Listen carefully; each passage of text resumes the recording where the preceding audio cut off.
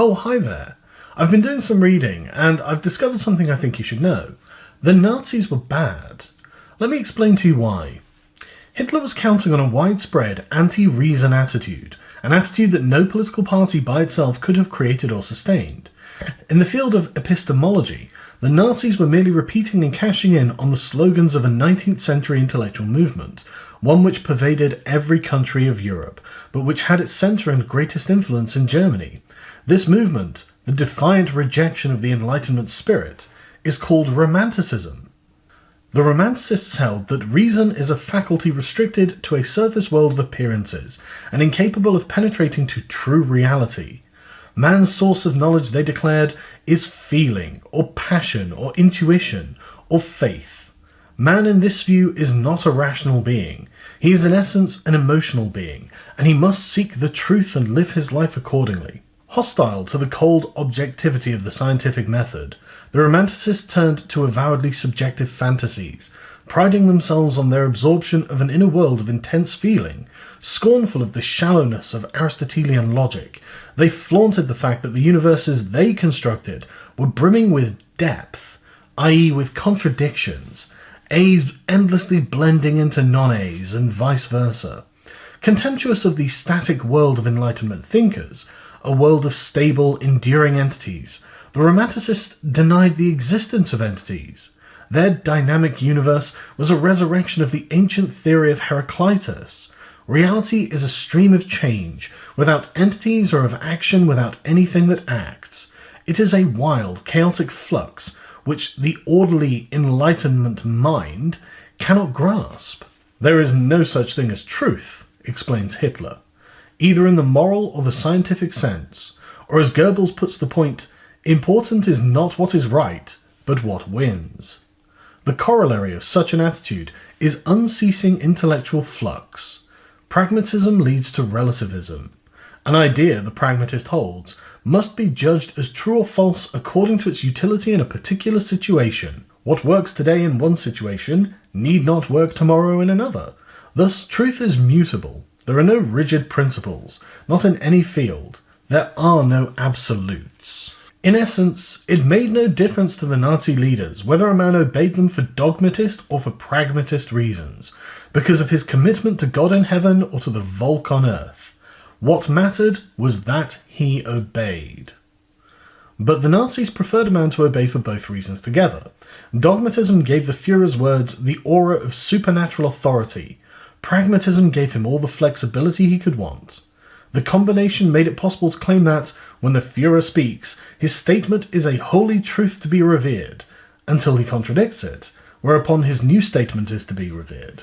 Implicit in dogmatism and in pragmatism is a third theory, part metaphysical, part epistemological, that is fundamental to the Nazi viewpoint: subjectivism. Racial subjectivism holds that a man's inborn racial constitution determines his mental processes, his intellectual outlook, his thought patterns, his feelings, his conclusions, and that these conclusions, however well established, are valid only for members of a given race, who share the same underlying constitution.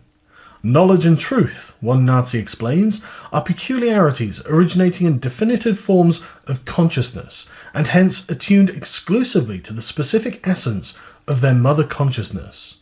On this view, each race creates its own truth, and there is no such thing as the truth in any issue, the truth which corresponds to the facts. There is only truth relative to a group, truth for us versus truth for them. Altruism is the view that man must place others above the self as the fundamental rule of life, and that his greatest virtue is self-sacrifice on their behalf. Altruism does not mean kindness, benevolence, sympathy, or the like, all of which are possible to egoists. The term means otherism. It means the welfare of others must become the highest value and ruling purpose of the man's existence. Since men do not agree in their moral feelings, according to Hegel, each group properly legislates its own moral code, to which its own members must be obedient, though that code is not binding on alien groups. This is the doctrine of social subjectivism applied to ethics. In the pre-Kantian era, ethical subjectivism was restricted to the occasional skeptic. Since Kant, it has dominated the field of philosophy. The deepest roots of this modern shift are twofold. In epistemology, the romanticist advocacy of feeling is superior to reason. In ethics, the altruist advocacy of others is superior to self. The result is a view of morality in which the ruling standard is the feelings of others. On both grounds, the Nazis accept the modern view wholeheartedly, in a racialized version.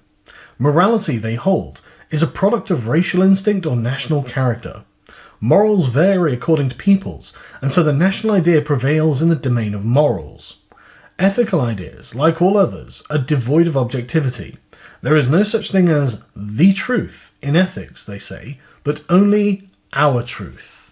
There are only two fundamental methods by which men can deal with one another: by reason or by force, by intellectual persuasion or by physical coercion, by directing to an opponent's brain an argument or a bullet.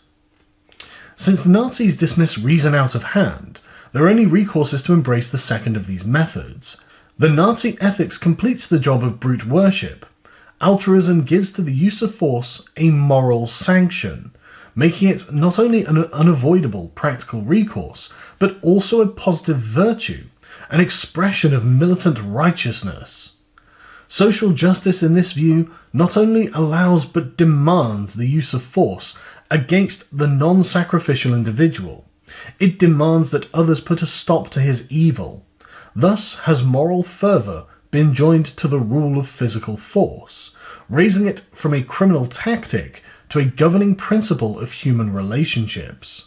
So let's summarise the Nazi worldview.